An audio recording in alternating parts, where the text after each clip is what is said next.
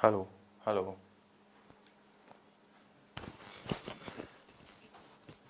Welcome friends on sky educare. Friends, आज का जो हमारा टॉपिक है वो रीड सेकंड लेवल में हमारा जो भारत का जो परिचय है उसके बारे में है। ठीक है, तो हम शुरू करते हैं हमारे भारत का परिचय। सबसे पहली बात, परिचय की जब हम बात करते हैं तो सामान्य मैं आपको कुछ ग्लोब के बारे में थोड़ा सा बताऊंगा और फिर हम उस ग्लोब के संदर्भ में, विश्व मानचित्र के संदर्भ में भारत की स्थिति को हम जानेंगे। ठीक है, तो चलो देखते हैं हम सबसे पहले ग्लोब क्या होता है। देखो ग्लोब क्या होता है, ये मान लीजिए हमारी पृथ्वी का प्रतिकृति है, पृथ्वी की प्रतिकृति है, पृथ्वी का लघु मॉडल है, पृथ्वी का लघु मॉडल है ना, ये ध्यान रखना है। पृथ्वी का लघु मॉडल, पृथ्वी का जो लघु मॉडल होता है उस पृथ्वी के लघु मॉडल को हम क्या कहते हैं, ग्लोब कहते हैं। क्या कहते हैं भाई, पृथ्वी के लघु मॉडल को ग्लोब कहा जाता है। इस इस ग्लोब पर आपको कुछ रेखाएं देखने को मिलती हैं, इस ग्लोब पर कुछ रेखाएं देखने को मिलती हैं और इन रेखाओं की अगर हम बात करते हैं तो इनमें से जो आड़ी रेखाएं हैं, आड़ी रेखाएं, इन आड़ी रेखा को हम क्या नाम देते हैं, अक्षांश रेखा। आड़ी रेखा को हम अक्षांश रेखा नाम देते हैं और ये जो हमारी खड़ी रेखाएं हैं, खड़ी रेखा, ठीक है, इन खड़ी रेखा को हम देशांतर कहते हैं। ठीक है, अब ये देशांतर क्यों कहलाती हैं, क्योंकि ये प्रत्येक देश में समय का अंतर करती हैं, तो देश प्लस अंतर, तो देशों में समय का अंतर किए जाने की वजह से इस रेखा को हम देशांतर रेखा भी कहते हैं। तो आड़ी रेखा होती है अक्षांश और देशांतर होती है खड़ी रेखाएं हैं। ठीक है, अब ये अक्षांश और देशांतर खींची क्यों जाती हैं, तो इनका सबसे बड़ा जो उद्देश्य है अक्षांश और देशांतर को खींचने का, वो होता है कि ग्लोब पर या हम कह सकते हैं विश्व मानचित्र पर, ग्लोब पर अथवा विश्व मानचित्र पर किसी स्थान की स्थिति, किसी स्थान की स्थिति का निर्धारण, है ना, तो ये ध्यान रखना है, किसी स्थान की स्थिति का निर्धारण करने के लिए ग्लोब पर अक्षांश और देशांतर रेखाएं खींची जाती हैं। अब अक्षांश और देशांतर तो ठीक है, ध्रुव को जान लेते हैं और हम जानते हैं गोलार्ध को। देखो यहां मान लीजिए कि ये हमारी है भूमध्य रेखा। कौन सी रेखा, ये हमारी भूमध्य रेखा है। ठीक है, ये ध्यान रखना है, इसको हम कहते हैं 0 डिग्री अक्षांश और ये कौन है, भूमध्य रेखा। ठीक है, भूमध्य रेखा है, 0 डिग्री अक्षांश है, भूमध्य रेखा ये कहलाती है। अब अगर हम बात करते हैं इस मध्यवर्ती एक रेखा की, जो कि हमारे दोनों ध्रुवों को मिलाते हुए खींची गई है, इसको हम कहते हैं 0 डिग्री देशांतर रेखा। 0 डिग्री देशांतर रेखा, ये जो हमारी 0 डिग्री देशांतर रेखा है, इस 0 डिग्री देशांतर रेखा को हम नाम देते हैं ग्रीनविच रेखा। ग्रीनविच रेखा, क्या नाम देते हैं, ग्रीनविच रेखा। तो ये जो दो रेखाएं हैं, भूमध्य रेखा और ग्रीनविच रेखा, ये दोनों रेखाएं हमारे पृथ्वी को 4 गोलार्धों में डिवाइड करती हैं। किस तरीके से करती हैं वो हम देखते हैं। देखो ये हमारी भूमध्य रेखा है और इस भूमध्य रेखा से लेके यहाँ नॉर्थ तक पूरा, है ना, यहाँ तक माने कि ध्रुव तक होता है, इस उत्तर ध्रुव तक और ये दक्षिण ध्रुव तक, तो ये वाला जो पोर्शन है यहाँ तक, इसको तो हम कहते हैं उत्तरी गोलार्ध। ये क्या कहलाता है, उत्तरी गोलार्ध कहलाता है। ठीक है, ये ध्यान रखेंगे, ये हो गया उत्तरी गोलार्ध। ठीक है, इसके दक्षिण वाला जो पोर्शन है उसको हम क्या कहेंगे, ये वाला, ये हो जाएगा दक्षिण गोलार्ध। ठीक है, उत्तरी गोलार्ध और दक्षिणी गोलार्ध। इसके बाद अगर हम बात करते हैं, ये हमारी जो ग्रीनविच रेखा है, इस ग्रीनविच रेखा से लेकर पूरा लास्ट में पूर्व तक, यानी कि 180 डिग्री देशांतर तक का जो पूरा जोन है, यहाँ से यहाँ तक, इसको हम कहते हैं पूर्वी गोलार्ध। और इस तरह से यहाँ पे जो पूरा जोन होता है इसको हम कहते हैं पश्चिमी गोलार्ध। यानी हमारी पृथ्वी पर गोलार्ध कितने हो गए? 4। कौन कौन से हुए ये 4? उत्तर गोलार्ध, दक्षिण गोलार्ध, पूर्वी गोलार्ध, पश्चिमी गोलार्ध। तो 4 गोलार्ध हो गए। ध्रुव कितने हो गए? ध्रुव हो गए हमारे पास 2, एक तो उत्तर ध्रुव और एक दक्षिण ध्रुव। तो 2 तो ध्रुव हैं और 4 हमारे पास गोलार्ध हैं। ठीक है, ये ध्यान रखना है। अब हमें क्या करना है? हमें जानना है भारत की स्थिति कहाँ है। ठीक है, कि भारत विश्व मानचित्र पर कहाँ है वो हमें जानना है। तो हम जान लेते हैं, अभी देखते हैं, डायग्राम बनाते हैं। पहले हम भारत को बनाएंगे और फिर भारत की स्थिति को हम ग्लोब पर रखेंगे। ये मान लीजिए हमारा भारत है।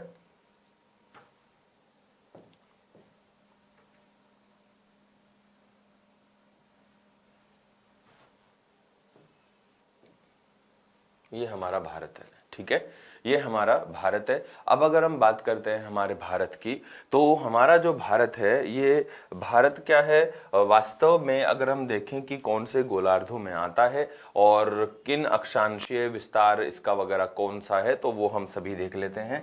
तो यहाँ अगर हम बात करते हैं इस हमारे भारत के दक्षिण में, तो भारत का जो दक्षिणतम विस्तार है, भारत का जो दक्षिणतम विस्तार है वो शुरू होता है, भारत का दक्षिणतम विस्तार शुरू होता है मुख्य भूमि का 8 डिग्री 4 मिनट उत्तर अक्षांश से। भारत की मुख्य भूमि का दक्षिणतम विस्तार शुरू होता है 8 डिग्री 4 मिनट उत्तरी अक्षांश से लेकर आगे चलते हैं तो आगे 37 डिग्री 6 मिनट उत्तर अक्षांश तक।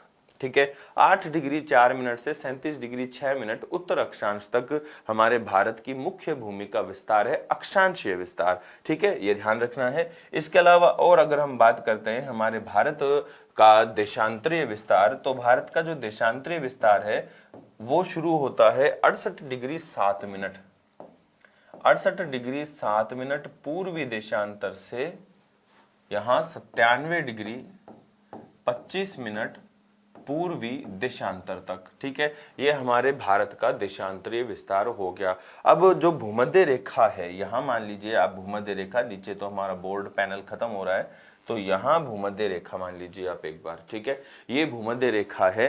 अब इस भूमध्य रेखा से भारत का जो दूरी है, मतलब भारत की जो दूरी है भूमध्य रेखा से, भारत 876 किलोमीटर दूर है। ये हो गई हमारी भूमध्य रेखा। भूमध्य रेखा, भूमध्य रेखा से भारत की दूरी वो यहां लिख देता हूं। भारत की दूरी, भारत की दूरी कितनी हो गई? 876 किलोमीटर। ठीक है, ये ध्यान रखना है। तो भारत की दूरी हो गई 876 किलोमीटर, राइट। तो ये बात हो गई। अब ये तो है भारत का विस्तार मुख्यतः। अब आप देखिए कि देशांतर है पूर्वी और अक्षांश है उत्तरी। अब उत्तरी अक्षांश है, इस वजह से हमारा भारत भूमध्य रेखा के उत्तर में है और हमारे देशांतर पूर्वी हैं। तो ये कंफर्म हो गया कि हमारा जो भारत है देशांतर पूर्वी है। तो ग्रीनविच जो रेखा होती है, उस ग्रीनविच रेखा के कहां होगा? पूर्व में होगा। ग्रीनविच रेखा के पूर्व में, भूमध्य रेखा के उत्तर में और पृथ्वी के केंद्र से कहां हो गया? उत्तर पूर्वी गोलार्ध में, उत्तर पूर्वी गोलार्ध में। ठीक है, ये ध्यान रखना है। तो हमारा भारत विश्व मानचित्र की अगर हम बात करते हैं तो विश्व मानचित्र में कहां आता है? उत्तर पूर्वी 2 गोलार्धों में आता है। देखते हैं हमारे ग्लोब जो हमने बनाया था कि भारत का विस्तार मान लीजिए यहां से प्रारंभ होता है 8 डिग्री 4 मिनट, ये मुख्य भूमि का, ये 0 1 2 3 4 5 6 7 8 करते हुए यहाँ आ गया 8 डिग्री 4 मिनट उत्तर अक्षांश। ठीक है, इसके बाद हम आगे बढ़ते हैं तो 8 9 10 11 12 करते हुए 37 डिग्री 6 मिनट तक हम चले, 37 डिग्री 6 मिनट उत्तर अक्षांश तक। तो 8 डिग्री 4 मिनट से कलर चेंज कर लेते हैं, एक बार हम रेड ले लेते हैं जो आसानी से दिख जाए। तो यहां हम करें 8 डिग्री 4 मिनट की बात करते हैं, तो ये मान लीजिए ये आ गया हमारा 8 डिग्री 4 मिनट। और ऐसे ही 8 9 10 11 12 करते हुए ये वाली जो रेखा है ये आ गई हमारी 37 डिग्री 6 मिनट। ठीक है, ये ध्यान में रखना है। तो 8 डिग्री 4 मिनट से 37 डिग्री 6 मिनट, ये तो हमारे भारत की अक्षांशीय स्थिति उत्तर अक्षांश है, इसलिए हम इसे भूमध्य रेखा के उत्तर में शो कर रहे हैं। फिर आगे हम बात करें तो ये हमारी जो ग्रीनविच रेखा है, ग्रीनविच रेखा के पूर्व की ओर अगर हम चलते हैं, ग्रीनविच रेखा के पूर्व की ओर हम चलते हैं तो ग्रीनविच रेखा ये है हमारी। अब क्योंकि हमारे देशांतर कैसे हैं, हमने जस्ट अभी देखा है, हमारे देशांतर हैं पूर्वी, तो अगर हम देशांतर पूर्वी देशांतरों में स्थित हैं तो ये कंफर्म है कि हमारा जो भारत है वो ग्रीनविच रेखा के किस ओर होगा, पूर्व की ओर होगा। तो हम वहां चलते हैं। तो ग्रीनविच रेखा के पूर्व में ये तो है 0 डिग्री। अब काउंट करें 0 1 2 3 4 5 करते हुए, मान लीजिए ये वाली जो देशांतर रेखा है हमारी, ये जो देशांतर रेखा आई, ये देशांतर रेखा कितने डिग्री की होगी, ये देशांतर रेखा होगी 68 डिग्री 7 मिनट की।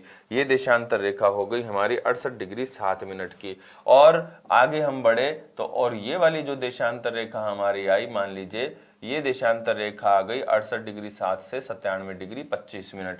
अब यहाँ ये जो बॉक्स बनता है, ये वाला जो एरिया है, यह कौन है स्थापित, ये हमारा भारत है ना, भारत। तो विश्व मानचित्र पर भारत की स्थिति कहाँ है, विश्व मानचित्र पर भारत की स्थिति दोस्तों कहाँ हुई, नॉर्थ ईस्ट में। आपको क्वेश्चन मिलेगा, क्वेश्चन ऐसे आएगा कि भारत की स्थिति विश्व मानचित्र पर है, तो आपको आंसर देना है नॉर्थ ईस्ट में है। ठीक है, विश्व मानचित्र पर भारत उत्तर पूर्वी 2 गोलार्धों में स्थित है। कोई ऐसे सिंगल पूछे कि बताओ कि भारत भूमध्य रेखा से किस दिशा में है, तब आपको आंसर देना है कि भारत भूमध्य रेखा से उत्तर में है। और पूछे कोई ग्रीनविच से कहाँ है, तो ग्रीनविच से आपको बताना है कि पूर्व में है। फिर पूछे कि भूमध्य रेखा से कितनी दूर भारत की स्थिति विस्तृत है, तो आपको बताना है कि 876 किलोमीटर दूर विस्तृत है। कोई आपसे पूछे कि भारत ग्रीनविच से कितना दूर है, तो ग्रीनविच से किमी में नहीं बता के हम उसको समय के अंतराल पर बताया करते हैं, क्योंकि देशांतर जो होते हैं वो देशांतर क्या होते हैं कि आप देखो इनको जरा, ये जो भारत की दूरी है या देशांतरों की दूरी है भूमध्य रेखा पर तो सबसे ज्यादा होती है, लेकिन जैसे जैसे आप ध्रुवों की ओर जाते जाते हैं तो ये दूरी क्या होती जाती है, कम होती जाती है। तो यहाँ पे जो देशांतरीय अंतर है, वो देशांतरीय अंतर जो दूरी है वो ग्रीनविच रेखा से, वो दूरी हम घंटे में नापते हैं कि यानी कितना घंटा ग्रीनविच से आगे है। तो अगर हम भारत की बात करते हैं तो भारत भूमध्य रेखा से तो 876 किलोमीटर दूर आपको नजर आ रहा है, लेकिन अगर हम बात करें कि ग्रीनविच से कितना दूर है, तो मैं आपको बताऊं एक बात कि हमारी जो भारतीय मानक समय रेखा है, भारतीय मानक समय रेखा है वो 82.5 डिग्री ईस्ट है। कितनी है, 82.5 डिग्री ईस्ट है भारतीय मानक समय रेखा। और भारतीय मानक समय रेखा कहां से गुजरती है, वो गुजरती है इलाहाबाद के निकट नैनी नामक स्थान से, है ना, इलाहाबाद के निकट नैनी नामक स्थान से ये गुजरती है, इलाहाबाद के निकट नैनी नामक स्थान से गुजरती है। राइट, तो अब यहां से यहां तक की अगर हम दूरी की बात करते हैं तो हमारा जो भारत है ग्रीनविच से 5.5 घंटे आगे रहता है। 5.5 घंटे ग्रीनविच रेखा है, ग्रीनविच से जो भारत की मानक समय रेखा की दूरी है वो 5.5 घंटे प्लस में है, प्लस 5.5 घंटे। यानी अगर हम बोलें कि ग्रीनविच के समय से भारत का समय कितना आगे है, तो ग्रीनविच के समय से भारत का जो समय है, ग्रीनविच का जो समय है वो उससे भारत का समय 5.5 घंटे आगे रहता है, घंटे। यानी अगर मान लीजिए ग्रीनविच पर सुबह के 6 बज रहे हों, 6 AM, ग्रीनविच पर 6 AM बज रहे हैं, तो प्लस 5.5 घंटे आगे भारत का जो समय होगा वो कितना होगा, 11:30 AM, 11:30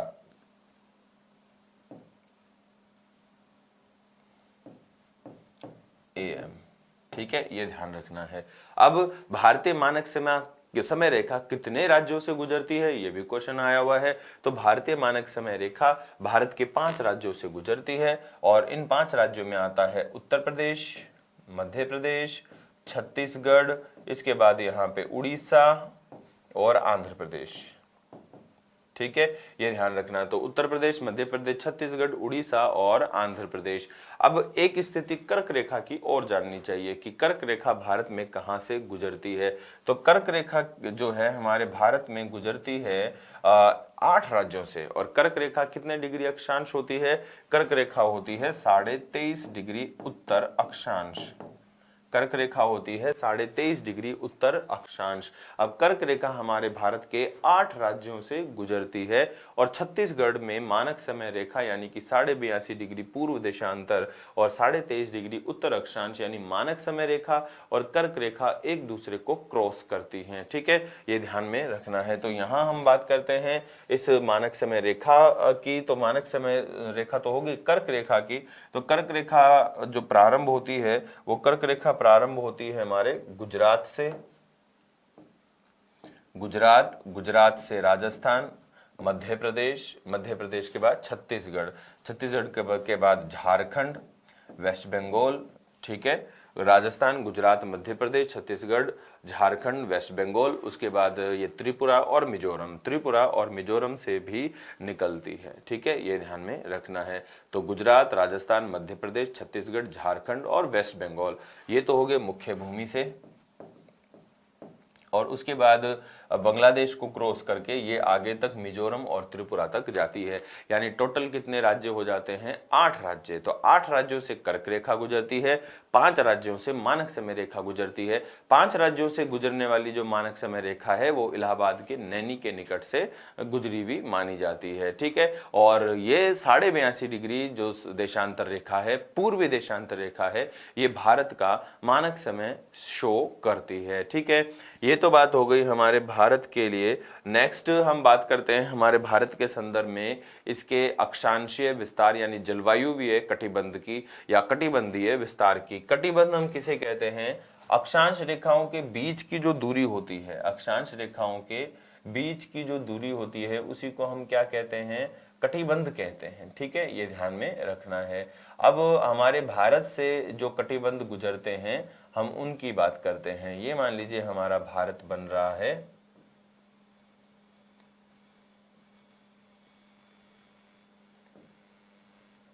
ये हमारा भारत हो गया। ठीक है, अब अगर हम बात करते हैं कि भारत से कौन कौन से कटिबंध गुजरते हैं तो यहाँ पे एक बार इंक चेंज कर लेते हैं हम। अब देखो भारत से कौन कौन से अक्षांश गुजरते हैं तो यहाँ पे हम मानते हैं हमारी भूमध्य रेखा।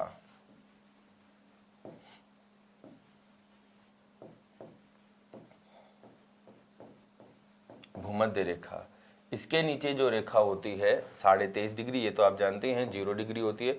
इसके नीचे होती है 23.5 डिग्री उत्तर अक्षांश रेखा और इसको हम कहते हैं मकर रेखा। मकर रेखा, ठीक है। और कर्क रेखा हमारे भारत के मध्य से गुजरती ही है, ये है 23.5 डिग्री नॉर्थ कर्क रेखा। ठीक है, अब आप देखो जरा, थोड़ा कोई दिक्कत नहीं है, यहाँ पे स्पेस ज़्यादा है, नीचे अपने पास जगह नहीं थी तो अपन और बना सकते थे। तो यहाँ पे सूर्य जो होता है इस कर्क रेखा से इस मकर रेखा के भीतर ही उत्तरायण और दक्षिणायन करता है। आप जानते हैं? नहीं जानते तो आप जान लीजिए कि 21 जून के दिन सूर्य बिल्कुल सीधा चमकता है। 21 जून के दिन सूर्य बिल्कुल सीधा चमकता है कर्क रेखा पर। ठीक है, इसके अलावा 22 दिसंबर को सूर्य बिल्कुल सीधा होता है। 22 दिसंबर को सूर्य बिल्कुल सीधा होता है कहाँ पे? मकर रेखा पर। और वर्ष में 2 बार 21 मार्च और 23 सितंबर, 21 मार्च और 23 सितंबर, ये 2 बार सीधा चमकता है भूमध्य रेखा पर। और ऐसे में सूर्य का उत्तरायण और दक्षिणायन इन्हीं अक्षांशों के मध्य होता है।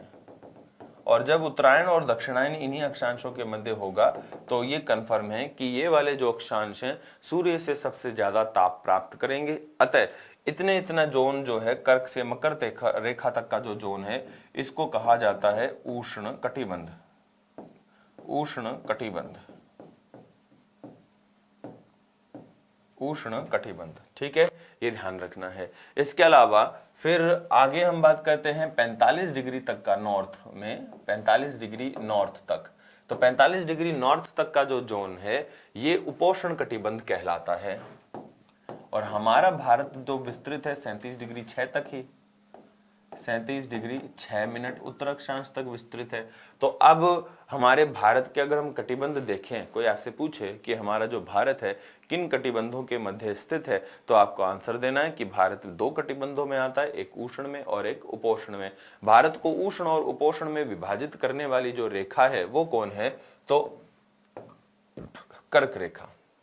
ठीक है ना, कर्क रेखा भारत को दो जलवायु कटिबंधों में बांटती है, एक उष्ण में और एक उपोष्ण में। राइट, आगे हम बात करते हैं भारत की स्थिति के बाद भारत के नाम पर, कि भारत का नाम भारत कैसे हुआ। ठीक है, यहां बढ़ जाते हैं आगे। अब हम बात करते हैं हमें भारत के नाम पर। तो भारत का जो नाम है, भारत का नाम कैसे कैसे भारत हो गया, इस पर थोड़ी सी चर्चा करते हैं।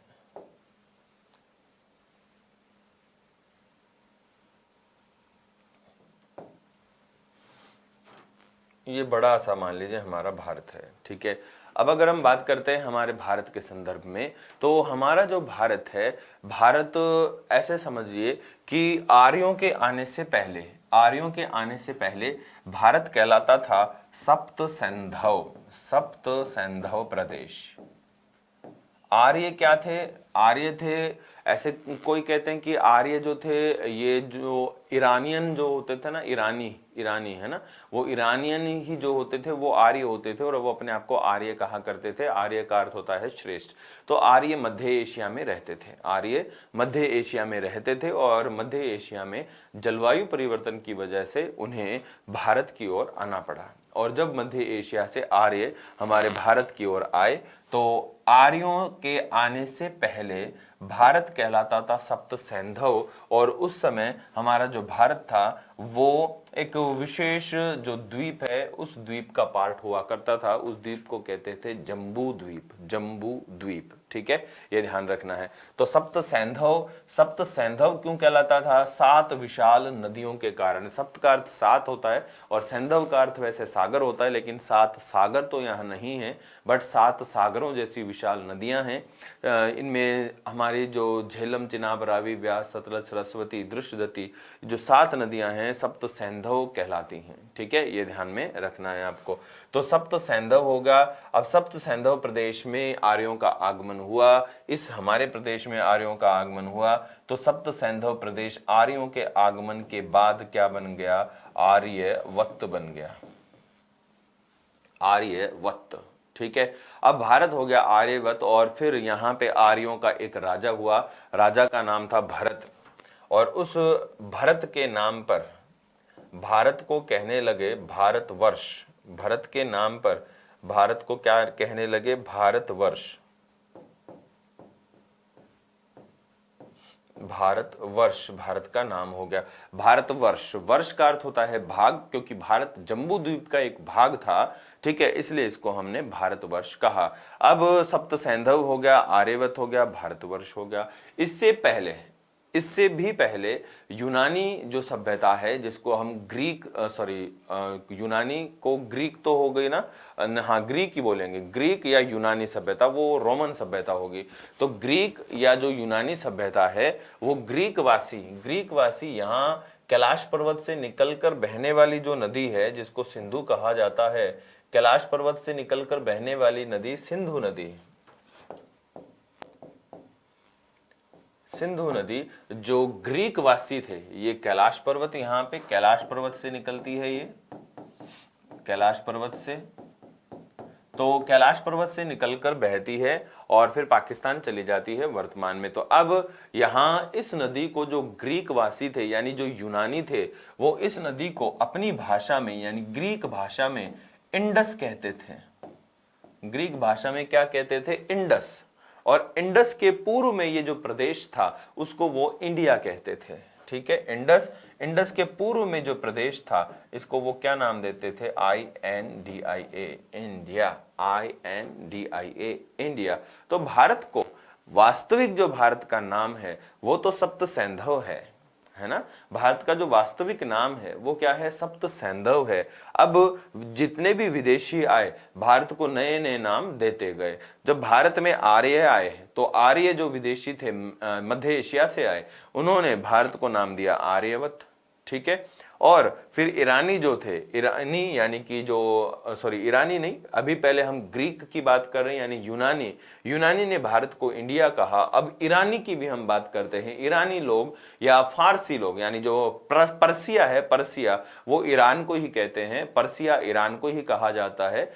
तो पर्सियन जो लोग थे या ईरानी जो लोग थे, जहां पे पारसी भाषा यानी फारसी भाषा बोली जाती है, ये फारसी जो भाषा है, फारसी भाषा में इस सिंधु नदी को हिंदू नदी कहा जाता है, हिंदू नदी, ठीक है। हिंदू रिवर क्या कहते हैं भाई, हिंदू रिवर कहते हैं। और हिंदू रिवर के पूर्व में ये जो प्रदेश है कंप्लीट, इस पूरे प्रदेश को क्या नाम दिया गया, हिंदुस्तान नाम दिया गया, हिंदुस्तान, ठीक है ना। ये ध्यान रखना है। तो हिंदुस्तान हो गया ये, और हिंदू नदी की वजह से हो गया। तो अब भारत का जो मूल नाम है वो तो सप्त सैंधव ही है। भारत का मूल नाम क्या है, सप्त सैंधव। बाकी सभी जो नाम है भारत को विदेशियों ने दिए हैं। ओके, चलो अब भारत का संविधान लागू हुआ 26 जनवरी 1950 में। और जब भारत का संविधान लागू हुआ तो भारत को दो नाम दिए गए।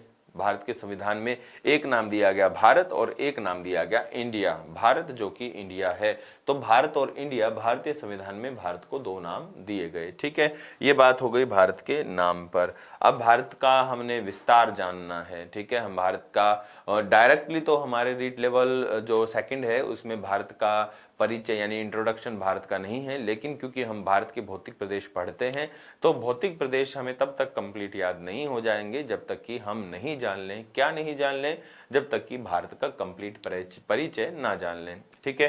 तो अब हम बात करते हैं हमारे भारत के अक्षांशीय देशांतरीय विस्तार और अन्य जो कंप्लीट विस्तार है उस सभी पर, ठीक है। अभी हम देखते हैं भारत को,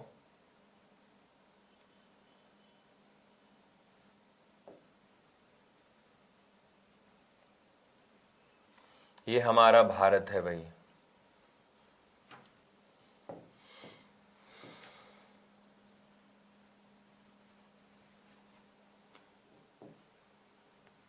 ठीक है।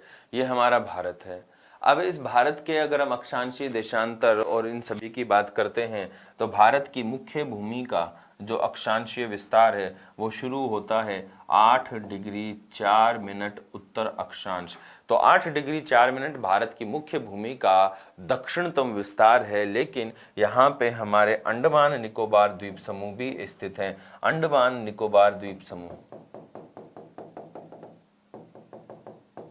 ठीक है। और अंडमान निकोबार द्वीप समूह जहां पर विस्तृत हैं, उस अंडमान निकोबार द्वीप समूह का दक्षिणतम विस्तार शुरू होता है 6 डिग्री 4 मिनट उत्तर अक्षांश से। 6 डिग्री 4 मिनट उत्तर अक्षांश से हमारे अंडमान निकोबार का विस्तार शुरू होता है।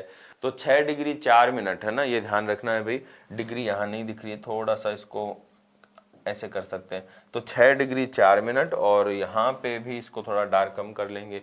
तो 6 डिग्री 4 मिनट से भारत का दक्षिणतम विस्तार शुरू होता है और वो है अंडमान निकोबार में।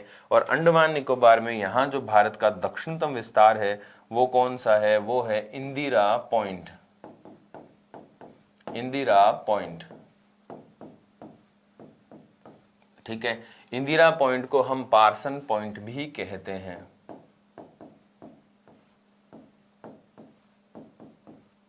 इंदिरा पॉइंट को हम पार्सन पॉइंट भी कहते हैं। तो इंदिरा पॉइंट है, पार्सन पॉइंट है, इसको पिग्मेलियन पॉइंट भी कहते हैं, Pygmalion point,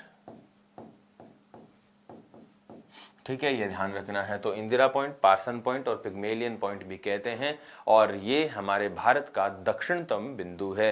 Pygmalion point, person point, ये हमारे भारत का दक्षिणतम बिंदु है। अब हम आते हैं, भारत का दक्षिणतम बिंदु तो हमने जान लिया, लेकिन कोई ऐसे पूछ ले तो कि भारत की मुख्य भूमि का दक्षिणतम बिंदु बताएं, तो भारत की मुख्य भूमि का दक्षिणतम बिंदु तमिलनाडु में है। और ये कौन है? ये तमिलनाडु में है, कन्याकुमारी में, केप कैमोरिन या कुमारी अंतरिप, केप कैमोरिन। ये केप कैमोरिन तो इंग्लिश में नाम है, और हिंदी में कहते हैं कुमारी अंतरीप। कुमारी अंतरीप, ये दोनों कहाँ पड़ते हैं? ये पड़ते हैं कन्याकुमारी में। कन्याकुमारी तमिलनाडु में ये केप कैमोरिन या कुमारी अंतरीप स्थित है। यहाँ से आगे बढ़ जाते हैं तो यहाँ पे 37 डिग्री 6 मिनट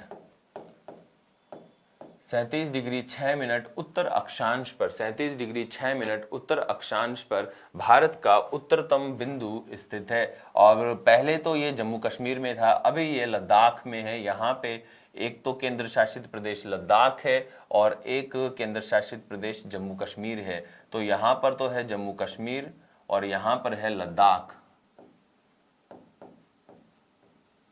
ठीक है, ये ध्यान रखना। तो लद्दाख में 37 डिग्री 6 मिनट पर जो हमारा उत्तरतम बिंदु है वो है इंदिरा कॉल। इंदिरा कॉल, ठीक है, इंदिरा कॉल हमारा भारत का सबसे उत्तरतम बिंदु अभी वर्तमान में केंद्र शासित प्रदेश लद्दाख में स्थित है। यहाँ आ जाते हैं तो यहाँ हमारा आ गया भारत का पूर्वी छोर, सर्वाधिक पश्चिमी छोर और भारत का सर्वाधिक पूर्वी छोर। तो भारत का जो सर्वाधिक पूर्वी छोर है यहाँ गुजरात में पड़ता है ना, गुजरात में। और यहाँ जो सर्वाधिक पूर्वी छोर है वो सर्वाधिक पश्चिमी छोर, ये सर्वाधिक पूर्वी छोर पड़ता है अरुणाचल प्रदेश में। तो अगर हम बात करते हैं हमारे भारत के सर्वाधिक पश्चिमी छोर की, जो कि गुजरात में है, वो है सरक्रीक क्षेत्र। सरक्रीक क्षेत्र, सरक्रीक क्षेत्र में राजहर क्रीक भी कहा जाता है या कोरी क्रीक कहते हैं। कोरी क्रीक, कोरी क्रीक हमारा अंतिम छोर है। और कोरी क्रीक, सरक्रीक में कोरी क्रीक एक ऐसा क्षेत्र है जिस पर भारत और जो पाकिस्तान है उसका विवाद है। तो हम इसको कोरी क्रीक कहते हैं। यहाँ पे मैं मेंशन कर देता हूँ, नोट लगा के लिख देता हूँ, कोरी क्रीक क्षेत्र। कोरी क्रीक भारत एवं पाकिस्तान के मध्य विवादित, ठीक है, ये ध्यान रखना है। भारत व पाकिस्तान के मध्य क्या है? विवादित है। कौन है ये विवादित? कोरी क्रीक विवादित है। ठीक है, आगे बढ़ जाते हैं। अब हम आते हैं हमारे भारत के सर्वाधिक पूर्वी छोर पर। तो अगर दोस्तों भारत का सर्वाधिक पूर्वी छोर हमें जानना हो तो वो पड़ता है यहाँ पे वालागू। वालागू, और ये वालागू जो पड़ता है ये है अरुणाचल प्रदेश में। अरुणाचल प्रदेश में वालागू, अरुणाचल प्रदेश में। और ये जो है ये तो है 68 डिग्री 7 मिनट पर, 68 डिग्री 7 मिनट पूर्वी देशांतर पर। और वो जो है ये है 97 डिग्री 25 मिनट, 97 डिग्री 25 मिनट पूर्वी देशांतर पर, 97 डिग्री 25 मिनट पूर्वी देशांतर पर। ठीक है, यह ध्यान रखना है। तो 97 डिग्री 25 मिनट पूर्वी देशांतर पर हो गया। कौन हो गया? हमारा वालागू। ठीक है, अरुणाचल प्रदेश में। चलो, ये तो हो गया विशेष राजस्थान भारत का हमारा अंतिम छोर। पूरे अंतिम छोर हमने जान लिए हैं। अब ऐसा होता है कि यदि अब इन अंतिम छोर को मिला दिया जाए, ठीक है, हम इनको मिला देते हैं, ये अंतिम छोर आपस में मिला दिए जाएं,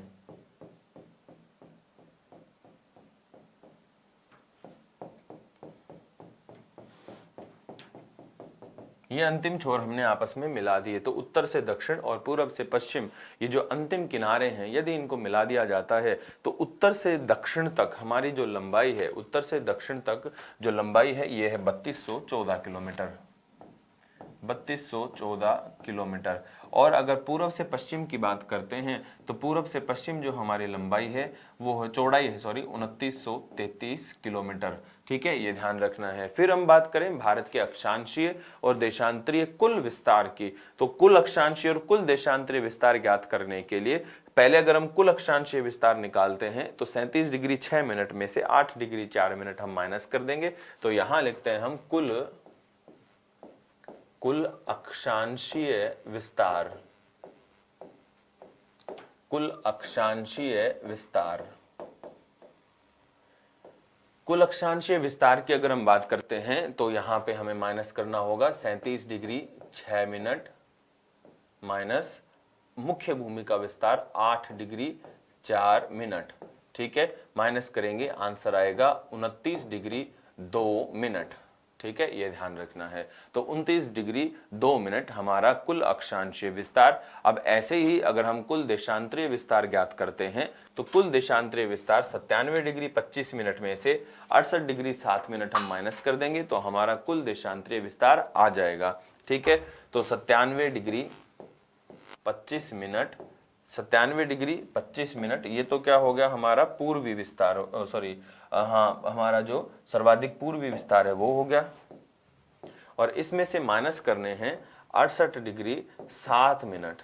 ओके, अब 97, 68, 25, 7 ये हम माइनस करेंगे तो यहाँ पे आ जाएगा हमारा 29 डिग्री 18 मिनट पूर्वी देशांतर, 29 डिग्री 18 मिनट पूर्वी देशांतर। ये आ गया हमारा भारत का कुल देशांतरीय विस्तार। तो फ्रेंड्स, दोस्तों, हमने भारत के विस्तार को जाना, हमने भारत की स्थिति को जाना, हमने भारत के नाम के बारे में बातें जानी। अब हम जानेंगे भारत के विशेष सीमाओं और क्षेत्रफल के बारे में। ठीक है, तो कंटिन्यू आप इसी तरह से साथ बने रहिए। हम बात करते हैं हमारे भारत की सीमाओं के बारे में। भारत की जो सीमाएं हैं, इन सीमाओं को हम दो तरीके से पढ़ेंगे। इनमें से पहले हम डिवाइडेशन कर लेते हैं कि वे दो तरीके कौन से होते हैं। भारतीय सीमा, भारतीय सीमा की हम बात करते हैं तो भारतीय सीमा एक तो हमें देखने को मिलती है तटीय सीमा, तटीय सीमा, या हम इसको सागर तटीय लिख सकते हैं। सागर तटीय सीमा, एक तो हमें क्या मिलती है, सागर तटीय सीमा। और एक जो सीमा है वो हमें कौन सी मिलती है, सागर तटीय के अतिरिक्त वो मिलती है हमें स्थलीय सीमा, स्थलीय सीमा। ये दो तरह की सीमा हमारे पास है।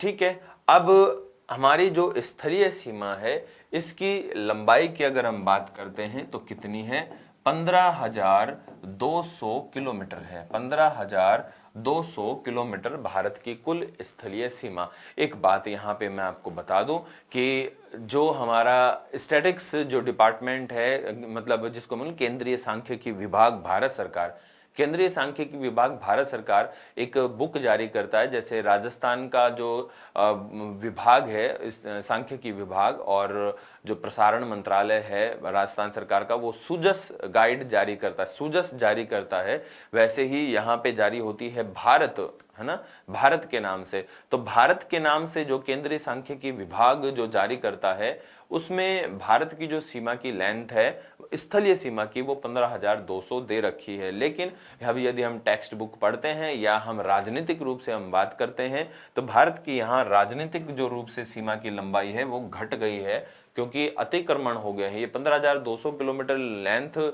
तब की है जब हमारा भारत आज़ाद हुआ था, लेकिन अतिक्रमण की वजह से ये सीमा घट गई है। अभी है ये 15,106 किलोमीटर, 15,106 किलोमीटर है। लेकिन आपको जब एग्जाम में क्वेश्चन आता है कि भारत की स्थलीय सीमा की लेंथ बताइए तो 15,200 ही बतानी है। ठीक है, ये ध्यान में रखना है। अब बात करते हैं सागर तटीय सीमा की। तो सागर तटीय सीमा है 7,516.6 किलोमीटर, 7,516.6 किलोमीटर है। अब ये 7,516.6 किलोमीटर जो ये हमारी सीमा रेखा है ये कैसे बनती है, तो ये बनती है 9 राज्यों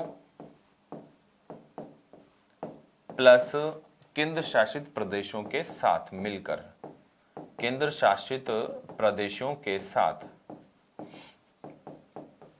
जो 9 राज्य हैं प्लस केंद्र शासित प्रदेश हैं, ये मिलकर हमारी इस सागर तटवर्ती सीमा का निर्माण करते हैं। लेकिन अगर हम बात करते हैं इन मुख्य भूमि की, जिसमें केंद्र शासित प्रदेश में कौन कौन शामिल हैं, द्वीप समूह भी शामिल हैं, अंडमान निकोबार और जो हम लक्षद्वीप बात करते हैं वे भी इसमें शामिल होते हैं।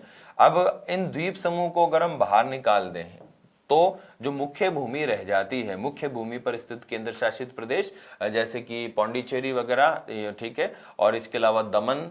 तो अगर केवल मुख्य भूमि की बात करते हैं, मुख्य भूमि की स्थलीय सीमा, मुख्य भूमि की तटीय सीमा, मुख्य भूमि की सीमा, तो मुख्य भूमि की जो सीमा रह जाती है वो रह जाती है हमारे पास 6100 किलोमीटर। ठीक है, ये ध्यान रखना है। तो केंद्र शासित जो प्रदेश हैं और उनमें केंद्र शासित प्रदेशों में द्वीप समूह भी अगर हम मिलाते हैं तो हमारे भारत की जो सागर तटीय सीमा है वो 7516.6 किलोमीटर आती है। लेकिन अगर उनमें से हम द्वीप समूह निकाल देते हैं तो मुख्य भूमि की जो सीमा रेखा बच जाती है वो है 6100 किलोमीटर। तो फ्रेंड्स, अभी हम बात करते हैं हमारे भारत की जो मुख्य तटवर्ती सीमा है उसके बारे में, फिर हम बात करेंगे हमारे स्थलीय सीमा के बारे में। ठीक है, कंटिन्यू करते हैं। हम पहले बात करते हैं भारत की जो हमारी तटीय सीमा है, सागर तटीय सीमा है, इसके बारे में। थोड़ा और ऊपर लेते हैं इसको, यहां से शुरू करेंगे, है ना। ये हमारा गुजरात हो गया और ये हमारी तटीय सीमा कंटिन्यू आगे बढ़ रही है। इस तरह से थोड़ा सा मान लीजिए, थोड़ा सा हेल्दी हो गया है नीचे से, लेकिन कोई बात नहीं है। तो ये हमारा क्या है, भारत है। ठीक है, कम क्यों बनाए, ज़्यादा ही बनाएंगे ना। तो भारत है। राज्य मैं आपको बता देता हूँ, यहाँ पे राज्य है गुजरात। गुजरात थोड़ा शेप में छोटा हो गया। फिर यहाँ पे आता है महाराष्ट्र, ठीक है, यहाँ पे गोवा, गोवा, इसके अलावा कर्नाटका, कर्नाटका के बाद यहाँ पे केरला, केरला के बाद इधर आ जाते हैं तो यहाँ पे तमिलनाडु, तमिलनाडु के बाद इधर आंध्र प्रदेश, आंध्र प्रदेश के बाद ओडिशा यानी कि उड़ीसा, और इधर वेस्ट बंगाल। ठीक है, तो अगर हम इनकी काउंट करते हैं तो 1 2 3 4 5 6 7 8 9, तो 9 तो राज्य हैं। केवल 9 राज्य ही नहीं, केंद्र शासित प्रदेश भी हैं जो मुख्य भूमि में स्थित हैं, वो भी इससे सीमा बनाते हैं। जैसे कि आंध्र प्रदेश में यनम, लिख देता हूं मैं एक बार, यनम, इसको अलग कलर से लिख लेते हैं हम।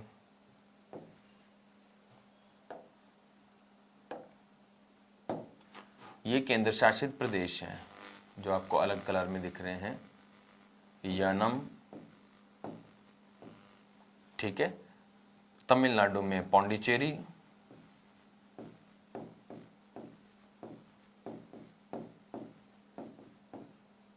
ठीक है, तमिलनाडु में ही करिकल,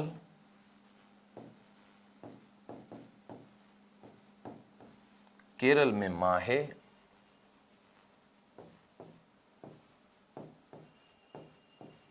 यहाँ पे खंबात की खाड़ी, ये गुजरात, यहाँ पे दमन,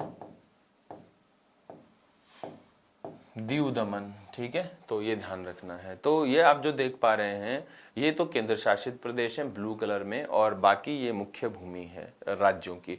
तो हमारे जो विशेष हैं उनमें देखो 9 तो राज्य हो गए और बाकी केंद्र शासित प्रदेश हो गए। ये हमारी मुख्य भूमि की तट रेखा का निर्माण करते हैं, और इस जो तट रेखा है इसकी जो टोटल लंबाई है वो कितनी है, 6100 किलोमीटर है ना, ये ध्यान रखना है। तो 6100 किलोमीटर इसकी कुल लंबाई होती है। ओके, अब जब हम बात करते हैं हमारी इस लेंथ पर, यानी जो 6100 किलोमीटर है, यहाँ पे हमें ये जरूर पता होना चाहिए कि हमारे भारत के किस ओर अरब सागर है, किस ओर बंगाल की खाड़ी है। तो यहाँ तो है अरब सागर,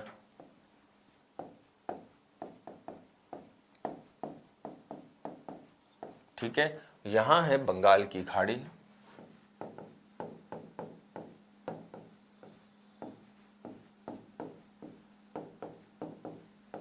ठीक है, दक्षिण में हिंद महासागर।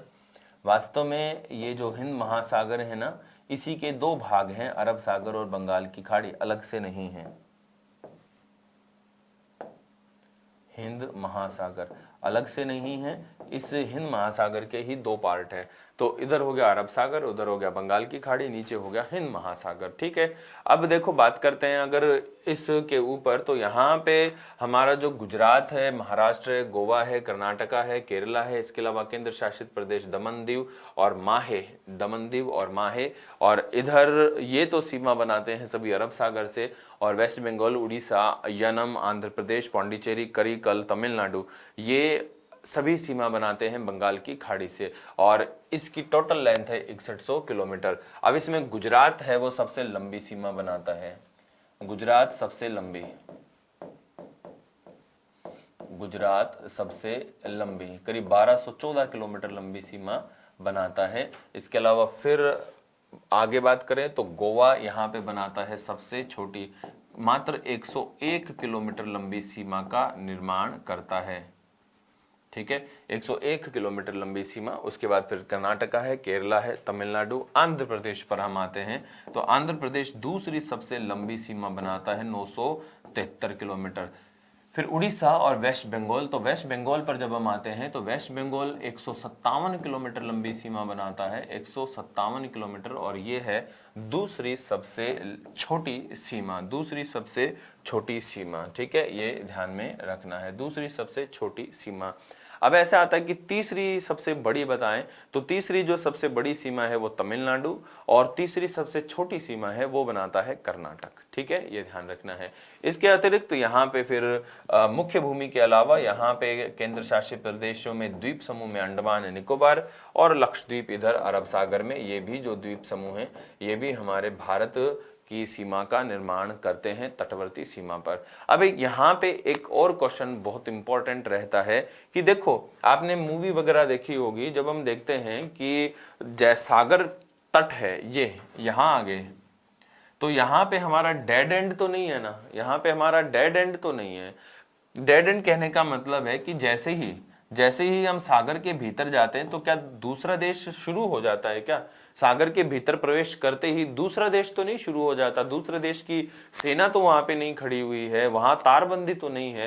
तो सागर के भीतर, इसका मतलब है कि सागर के भीतर भी कुछ दूरी तक हमारा ही एरिया होता है, सागर के भीतर कुछ दूरी तक हमारा ही एरिया होता है, और वो कितना होता है वो हम जानते हैं। यानी सागर से के भीतर अगर हम चलते हैं तो सागर के भीतर करीब 12 नॉटिकल मील तक, 12 नॉटिकल मील, 12 नॉटिकल मील तक का जो एरिया है, ठीक है, 12 नॉटिकल मील तक का जो एरिया है इसको हम कहते हैं प्रादेशिक सामुद्रिक सीमा। क्या कहते हैं इसको? हम कहते हैं प्रादेशिक सामुद्रिक सीमा। ठीक है, प्रादेशिक सामुद्रिक सीमा कहने का अर्थ है कि यहां से लेके यहां तक का जो जोन है वो हमारा ही है। ठीक है, यहां से यहां तक का जो जोन है वो सारा क्या है? हमारा है। प्रादेशिक सामुद्रिक सीमा पूरा जोन हमारा है। ठीक है, ये ध्यान रखना है। यहां पे हम क्या कर सकते हैं? यहां पे हम घर बना सकते हैं। ठीक है, ये ध्यान रखना है। अब इसी तटरेखा से लेकर आगे बढ़ जाते हैं 24 नॉटिकल मील तक, 24 नॉटिकल मील, 24 नॉटिकल मील तक अगर हम आगे बढ़ जाते हैं तो 24 नॉटिकल मील तक का जो एरिया है इस तटरेखा से इस तटरेखा तक, इसको कहा जाता है सहलग्न क्षेत्र। क्या कहते हैं? सहलग्न क्षेत्र कहा जाता है, सहलग्न क्षेत्र कहते हैं। ये 24 नॉटिकल मील तक का एरिया होता है इस तट रेखा से। अब ये जो सहलग्न क्षेत्र होता है, इस सहलग्न क्षेत्र को हम क्या कहते हैं? ये जो हमारा सहलग्न क्षेत्र है, यहाँ पर हम क्या कर सकते हैं? जैसे ही मान लीजिए कि कोई इधर समुद्री जहाज आएगा तो हम क्या करते हैं? उस समुद्री जहाज से टैक्स ले सकते हैं, चुंगी ले सकते हैं, परिवहन कर ले सकते हैं। ठीक है, यहाँ ध्यान रखना है। अब ये तो हो गया सहलग्न क्षेत्र, और इसी तट रेखा से लेके इनको इंक्लूड करते हुए आगे 200 नॉटिकल मील तक का एरिया, 200 नॉटिकल मील, 200 नॉटिकल मील तक का जो एरिया है, यहां से यहां तक का 200 नॉटिकल मील तक का जो एरिया है वो क्या कहलाता है? वो कहलाता है आर्थिक सामुद्रिक क्षेत्र। आर्थिक सामुद्रिक क्षेत्र। इसका अर्थ यह है कि इतना इतना जो जोन है वो हमारा है, लेकिन वो आर्थिक रूप से है, हम उस पर अधिकार नहीं कर सकते हैं। यहां मिलने वाले जो खनिज हैं वो हमारे भारत के ही रहेंगे। इसको हम क्या कहते हैं? आर्थिक सामुद्रिक क्षेत्र तो कहते ही हैं, साथ में हम इसको अनन्य आर्थिक क्षेत्र EEZ भी कहा जाता है। इसे EEZ, EEZ का फुल फॉर्म होता है एक्सक्लूसिव इकोनॉमिक जोन, यानी कि अनन्य आर्थिक क्षेत्र। 200 नॉटिकल मील तक की जो दूरी है वो क्या कहलाता है? अनन्य आर्थिक क्षेत्र कहलाता है, यानी एक्सक्लूसिव इकोनॉमिक जोन कहलाता है। ठीक है, ये ध्यान रखना है आपको। एक्सक्लूसिव इकोनॉमिक जोन, अनन्य आर्थिक क्षेत्र कहलाता है EEZ। अब ये कितना एरिया है? ऐसा है कि ये संपूर्ण जो भारत है प्रायद्वीपीय, उसके चारों ओर 200 नॉटिकल मील तक का जो एरिया है वो हमारा ही है। तो अब इसका एरिया अगर हम काउंट करते हैं तो इसका एरिया आता है 2.02 मिलियन वर्ग किमी। 2.02 मिलियन वर्ग किमी इसका एरिया आता है। कितना आता है? 2.02 मिलियन वर्ग किमी। ठीक है, ये ध्यान में रखना होगा। तो ये तो हो गया इसका एरिया, अनन्य आर्थिक क्षेत्र। और हमने बात की है हमारी सीमाओं पे। कौन सी सीमा हमने पढ़ ली? हमने पढ़ ली हमारी सामुद्रिक सीमा, यानी जो तटीय सीमा है वो। अब हमें फटाफट से पढ़नी है हमारी स्थलीय सीमा, और फिर थोड़ा सा हमें जानना है भारत के क्षेत्रफल के बारे में। फिर हमारा ये टॉपिक कंप्लीट हो जाएगा और फिर हम लेंगे नेक्स्ट टॉपिक। ओके, तो हम आगे बढ़ते हैं और बात करते हैं भारत की स्थलीय सीमाओं के बारे में।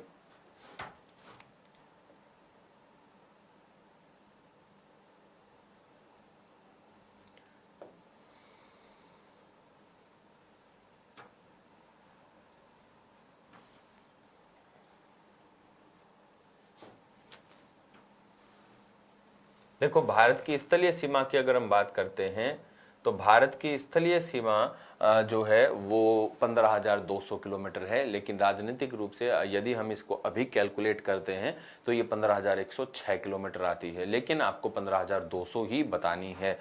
ठीक है, अब यहाँ पे जो देश हैं, पड़ोसी देश, पहले मैं उनको बता देता हूँ, लेकिन एक बात याद रखिए कि पड़ोसी देशों के साथ जो हमारी सीमा की लंबाइयाँ हैं वो भी डबल डबल हैं, क्योंकि एक तो तब की हैं जब हमारा भारत स्वतंत्र हुआ, और एक अब हैं जब हमारे पड़ोसी राष्ट्रों ने कुछ हम पर अतिक्रमण कर लिए हैं। ठीक है, तो एक बात मैं आपको यहाँ पे क्लियर कर देता हूँ कि ये सीमा की जो लंबाई है वो विवादित हैं और वो कभी भी पूछी नहीं गई हैं। ओके, हाँ, ये जरूर पूछा हुआ है कि कौन सी, जैसे यूँ पूछते हैं कि रेडक्लिफ सीमा रेखा का निर्माण भारत किस देश के साथ करता है, बस इस तरह का क्वेश्चन आता है। तो यहाँ पे सबसे पहले देशों की बात कर लेते हैं। पाकिस्तान है, अफगानिस्तान है, इधर चीन है, नेपाल है, ठीक है, इधर भूटान है, म्यांमार, बांग्लादेश।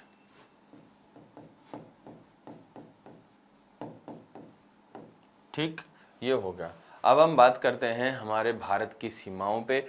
तो सबसे पहले मैं यहाँ पे सीमा के साथ जो राज्य हैं उनकी बात कर लेते हैं। भारत की सीमा के सहारे जो राज्य हैं, गुजरात, राजस्थान, पंजाब, केंद्र शासित प्रदेश जम्मू कश्मीर, केंद्र शासित प्रदेश लद्दाख, हिमाचल प्रदेश, उत्तराखंड, सिक्किम, अरुणाचल प्रदेश, नागालैंड, मणिपुर, मिजोरम, त्रिपुरा, यहाँ पे फिर इसको कवर करते हुए सेंटर में असोम, और यहाँ पे मेघालय। ठीक है, इसके अतिरिक्त यहाँ पे हमारे उत्तर प्रदेश, इधर बिहार। ठीक है, ये वे राज्य हैं जो हमारी पड़ोसी जो अंतर्राष्ट्रीय सीमा है उसके सहारे स्थित हैं। तो हम एक एक को पढ़ते जाते हैं। देखो, सबसे पहले अगर हम पाकिस्तान की सीमा के सहारे बात करते हैं तो सिंपल है, हमें नज़र आ रहा है। हम यहाँ पे कलर चेंज करते हैं, ब्लैक लेते हैं, तो इधर गुजरात पाकिस्तान के साथ, राजस्थान पाकिस्तान के साथ, पंजाब भी पाकिस्तान के साथ, तो केंद्र शासित प्रदेश जम्मू कश्मीर भी और केंद्र शासित प्रदेश लद्दाख भी, है ना, ये सीमा बनाते हैं पाकिस्तान से। ठीक है, अब इस सीमा की जो लेंथ है वो करीब 3310 किलोमीटर हुआ करती थी, लेकिन अभी वर्तमान में 3323 किलोमीटर है। अब यहाँ पे मैं आपको एक अलग डायग्राम लूँगा और उस अलग डायग्राम में इस सीमा रेखा के बारे में थोड़ा सा लद्दाख और जम्मू कश्मीर के संदर्भ में बताऊँगा। ठीक है, हम देखो क्या करते हैं, यहाँ अगर हम बात करते हैं, हम POK हम ले भी सकते हैं, POK को हम ले सकते हैं। यहाँ पे सबसे पहले मैं बता दूं कि ये जो सीमा रेखा है ये कहलाती क्या है। इस सीमा रेखा को हम कहते हैं रेड क्लिफ।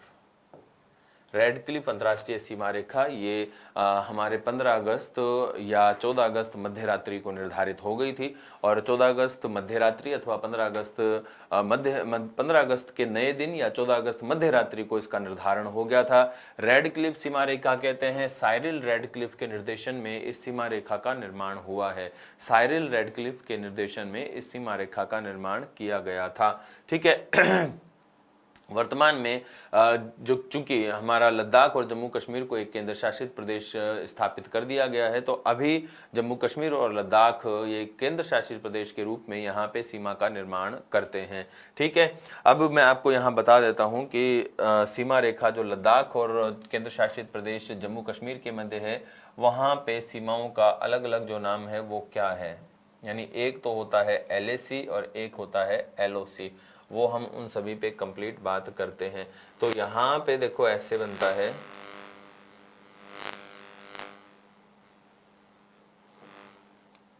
ये तो है जम्मू कश्मीर, और यहाँ पे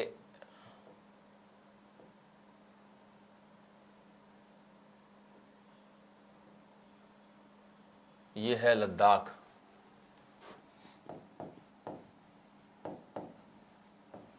ठीक है, अब एक बार कलर चेंज करता हूं मैं।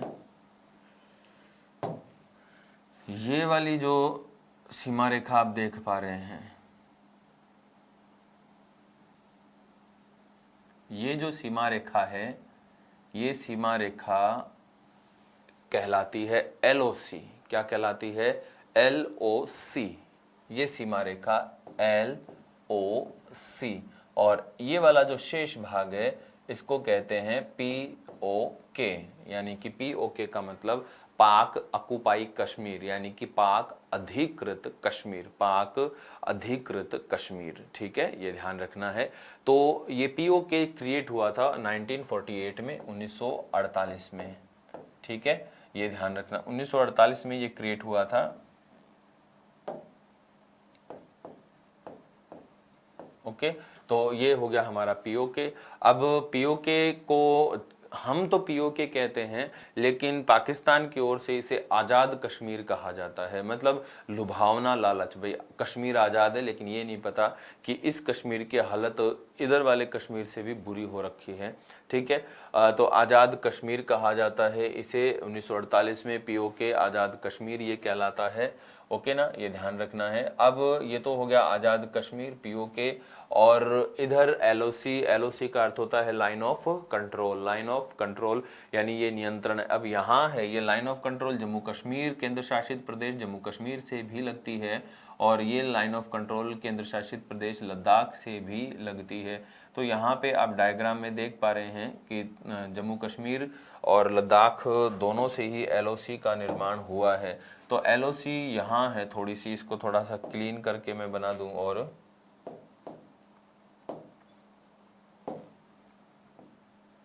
अच्छा ज़्यादा बड़ा है क्या, चलो हम यहाँ पे बना लेते हैं इनको पहले। सबसे पहले तो यहाँ पे हमारी ये सीमा रेखा हो गई और इसके अलावा फिर ये ऐसे करके POK हो गया और फिर ये हो गया हमारा जम्मू कश्मीर। ठीक है, तो अब यहाँ पे आप देख पा रहे हो कि ये जो LOC है ये केंद्र शासित प्रदेश जम्मू कश्मीर से भी है और केंद्र शासित प्रदेश लद्दाख से भी है। अब ये सोच रहे हैं अगर आपकी ये क्या चीज़ है, तो मैं आपको यहाँ पे ये बता दूं कि ये जो है ये चीन ऑक्युपाई कश्मीर कहलाता है। इसको कहा जाता है COK, चीन ऑक्युपाई कश्मीर, चीन ऑक्युपाई कश्मीर। और ये जो लद्दाख और यहाँ पे ये जो सीमा रेखा आप देख पा रहे हैं, ये सीमा रेखा LAC कहलाती है। क्या कहलाती है?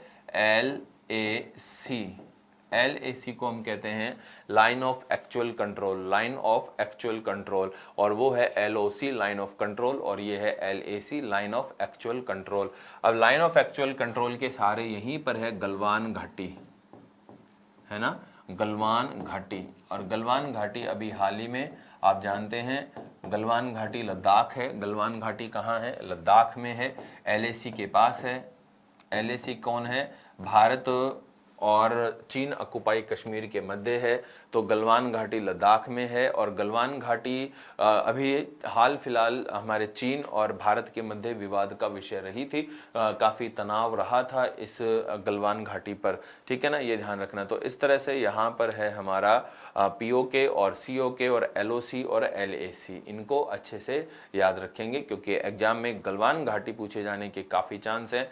गलवान घाटी पूछे जाने के बहुत ज़्यादा चांस हैं, ध्यान में रखना। आपसे पूछ सकेंगे कि गलवान घाटी कहाँ है, तो आप आंसर दीजिएगा कि गलवान घाटी लद्दाख में है। कहाँ है गलवान घाटी? लद्दाख में है। ठीक है, ये ध्यान रखते हैं। आगे बढ़ जाते हैं हमारी उसी स्लाइड पे। तो अब बात करते हैं हमारी अफगानिस्तान से सीमा। तो अफगानिस्तान से सीमा वर्तमान में हमारा केंद्र शासित प्रदेश लद्दाख बनाता है और ये करीब वैसे तो 80 किलोमीटर शो होती है, लेकिन अभी राजनीतिक रूप से देखते हैं तो 108 किलोमीटर शो होती है। ये भारत की सबसे छोटी अंतर्राष्ट्रीय सीमा है और अफगानिस्तान से जो सीमा बनती है ये डूरंड लाइन कहलाती है, डूरंड रेखा कहते हैं। 1893 में 1893 में डूरंड आयोग का गठन किया गया था जिसने ये सीमा रेखा का निर्माण किया। सीमा रेखा निर्धारित की गई थी भारत और भारत और अफगानिस्तान के बीच में। अभी पर्टिकुलर जो डूरंड लाइन है ये लगती है अफगानिस्तान और पाकिस्तान के मध्य। तो कुछ डूरंड लाइन का जो भाग है हमारे भारत की सीमा से भी लगता है, यानी भारत के POK से लगता है। और ऐसे में यहाँ जो डूरंड रेखा है अफगानिस्तान के साथ वो केंद्र शासित प्रदेश लद्दाख बनाता है। और अभी ये हमारी जो अफगानिस्तान के साथ जो लंबाई है ये सबसे छोटी अंतर्राष्ट्रीय सीमा है। 1893 में डूरंड आयोग बना था और सीमा निर्धारण होते होते 1896 यानी 1896 का समय आ गया था। ठीक है, ये ध्यान रखना। तो यहाँ पर लगती है डूरंड रेखा। तो ये क्वेश्चन आ जाता है कि डूरंड रेखा भारत किस देश के साथ निर्मित करता है जो कि सबसे छोटी अंतर्राष्ट्रीय सीमा है? तो डूरंड रेखा बनती है भारत और अफगानिस्तान के मध्य। आगे बढ़ जाते हैं। चीन के साथ सीमा बनाता है केंद्र शासित प्रदेश लद्दाख, हिमाचल प्रदेश, उत्तराखंड, सिक्किम और अरुणाचल प्रदेश। और इस सीमा रेखा की जो लेंथ है वो करीब 3917 किलोमीटर प्रारंभ में थी, अभी 3488 किलोमीटर घटकर रह गई है। अब यहाँ पे एक विवाद तो मैंने आपको बता ही दिया है। विवाद क्या है? एक तो गलवान घाटी का विवाद है सीमा रेखा के सहारे, एक यहाँ पे लद्दाख की एक झील है पैगांग सो झील विवाद है। यहाँ पे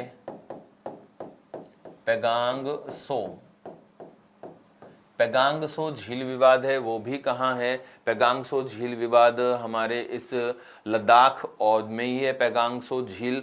तो पैगांग सो भारत की एक अंतर्राष्ट्रीय झील है जो कि लद्दाख और तिब्बत दोनों में पड़ती है, लद्दाख और तिब्बत दोनों में पड़ती है। ठीक है, आगे बढ़ जाते हैं हम हमारी यहाँ पे नहीं, यहाँ पे हमारी सीमा रेखा पर। तो चीन के साथ जो हमारी सीमा रेखा है उसकी लेंथ 3488 किलोमीटर है।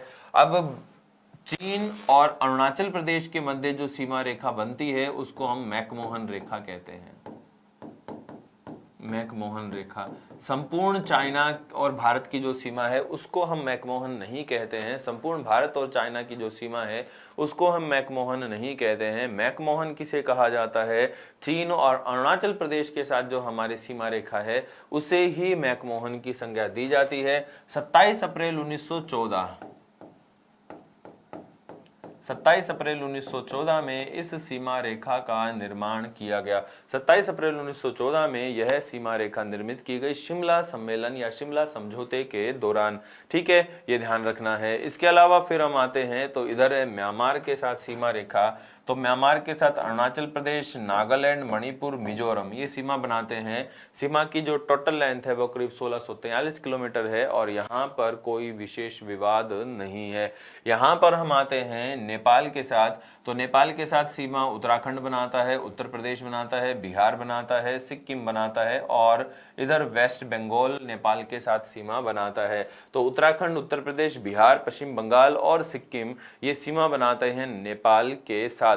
अब अगर हम बात करते हैं इस सीमा रेखा पर जो कि हमारे नेपाल की सीमा है, ये करीब 1751 किलोमीटर लंबी है। और अगर हम बात करते हैं इस सीमा रेखा के साथ तो यहाँ पर एक विवाद है, वो भी काफी चर्चित रहा था हाल ही के दिनों में, और वो विवाद है काला पानी और लिपुलेख दर्रा।